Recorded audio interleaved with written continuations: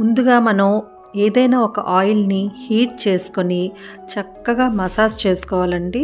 ఆ మసాజ్ చేసుకోవడంలో మనకి చాలా రిలాక్సేషన్ ఉంటుంది. 8 to 10 మినిట్స్ ఆయిల్ మసాజ్ అయిపోయింది. ఇప్పుడు బనానా పెరుగు కలిపేసి అదొక్క 5 మినిట్స్ మసాజ్ చేసుకుందాం. చూసారు కదా, ఈ బనానా పెరుగు కాంబినేషన్ కూడా చాలా మంచిదండి. చాలా స్మూత్ చేసేస్తుంది హెయిర్ని, చాలా బాగుంటుంది.